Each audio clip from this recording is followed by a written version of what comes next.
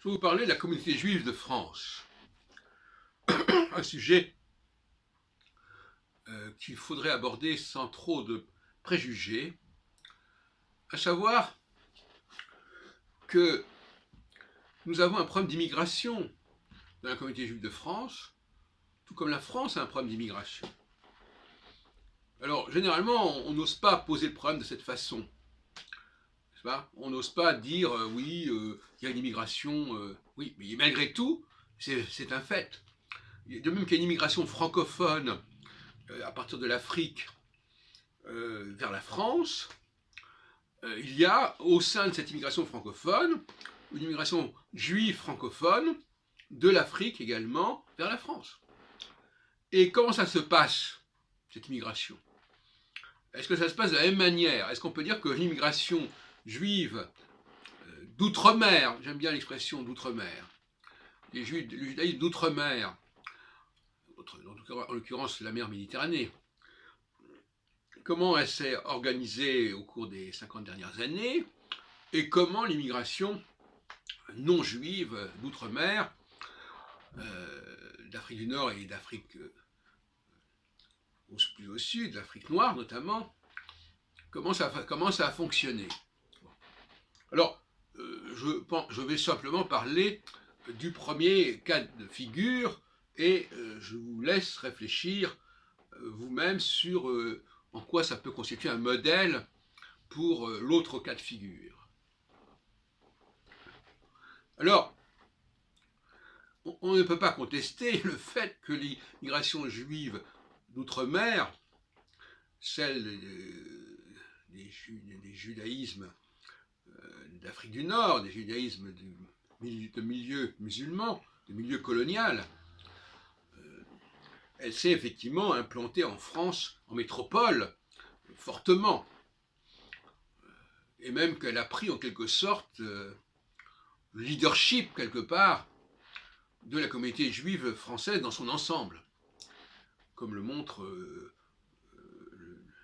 l'identité même des grands rabbins de France actuels, qui a été précédé par un autre rabbin de France comme Sirat, et puis ensuite comme Citruc, etc. Et maintenant c'est Corsia. Alors effectivement, le CRIF par exemple n'a pas été fondé par ces juifs d'Afrique du Nord. Il a été fondé, c'est-à-dire que le mot CRIF comporte le I de israélite et pas le J de juif. Même quand on dit le CRIF, mais en fin de compte, normalement c'est représentatif des Israélites de France et pas des Juifs de France. Bon, donc il y a ce problème. Il y a telle enseigne qu'aujourd'hui,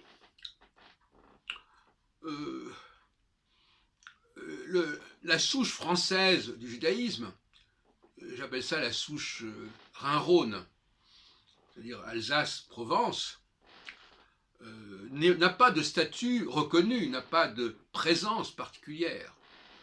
Ce sont des juifs parmi d'autres. Alors que c'est le judaïsme de souche. Ce sont eux qui sont les héritiers de l'émancipation des juifs de France à la fin du XVIIIe siècle. Ce sont ceux qui étaient là lorsque l'on a articulé le consistoire, notamment. Ce consistoire, il n'était pas fait avec des juifs d'Afrique du Nord, à ma connaissance.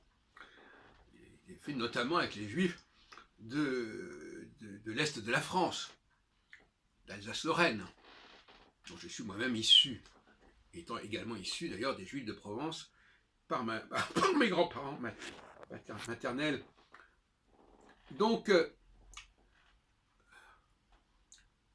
il y a là une anomalie quelque part. Il y a une certaine forme d'anomalie dans cette situation. Car ce que j'appelle le judaïsme de souche française, c'est la verticalité, si vous voulez. La verticalité qui nous relie à un passé historique particulièrement ancien, puisque ça remonte à la limite à Rachid, etc., au XIIe siècle, à Troyes, etc. Bon. Et ce judaïsme-là, il n'est pas mis en avant. Il n'y a pas d'exilarque, enfin, il n'y a pas d'autorité liée à un groupe juif qui serait les juifs de souche française. Et il ne faut pas compter sur les juifs venant des pays de l'Est pour compenser ce processus qui se perpétue également de ce côté-là. Ce qui fait que finalement, la communauté juive française, elle est à 80% ou 90% issue de l'immigration, et il n'y a qu'un petit noyau qui correspond à ce qu'on pourrait appeler un judaïsme de souche française. Donc, la verticalité dans la communauté juive de France, elle est minoritaire par rapport à l'horizontalité, pour employer un vocabulaire qui est assez familier des gens qui suivent nos émissions. Et je m'interroge si cette façon de faire est viable. Un des inconvénients de cette approche, c'est qu'elle fait penser qu'entre la communauté juive et la communauté musulmane, il n'y a pas de différence fondamentale. Ce sont des gens qui sont immigrés, qui sont installés en France, et alors que d'un autre côté, le judaïsme français a des origines et des racines françaises très profondes, très anciennes, ce qui n'est pas le cas, comparativement, et toute proportion gardée, de l'islam de France. Donc c'est pas du tout pareil. Mais en ne jouant pas la carte de la verticalité, eh bien on se trouve avec des phénomènes d'horizontalité comparables, identiques dans les deux cas. Par ailleurs, le judaïsme français, dans son rapport à la langue hébraïque, par rapport à Israël, là aussi on a une horizontalité. De la même façon que les communautés musulmanes sont liées à leur pays d'origine, eh bien la communauté juive française est également liée, non pas à son pays d'origine. Alors, on pourrait dire qu'Israël c'est le pays d'origine, enfin, en tout cas c'est beaucoup plus ancien, c'est beaucoup plus lointain, mais elle est quand même liée à un processus externe. Et certains diront, c'est pareil, les Juifs sont liés à Israël, et les musulmans sont liés à l'Arabie ou à l'Algérie, etc. Bon. Or, ce sont des parallèles qui sont très douteux, qui sont très discutables, qui n'ont rien à voir.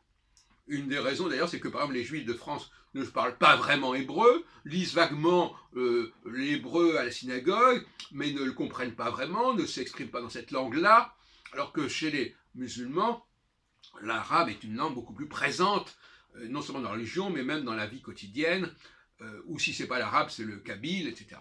Donc, il y a donc des similitudes apparentes, mais qui finalement ne correspondent pas à la réalité, mais cette similitude, elle crée un malentendu, elle crée un contresens.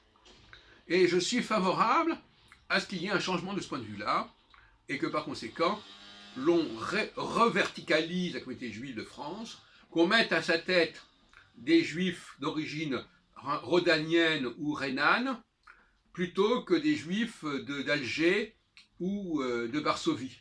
Voilà ce que je pense.